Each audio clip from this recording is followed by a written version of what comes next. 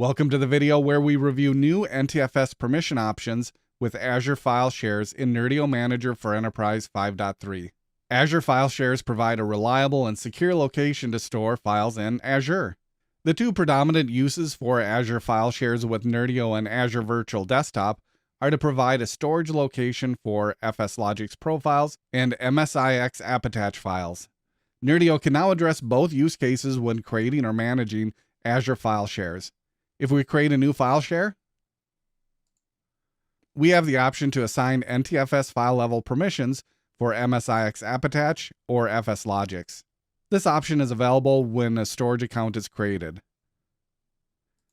Also, if we manage an existing file share and set the option to assign NTFS file level permissions, we can also specify MSIX AppAttach permissions or FSLogix permissions. That is how to set NTFS file level permissions for MSIX AppAttach or FSLogix in Nerdio Manager for Enterprise 5.3.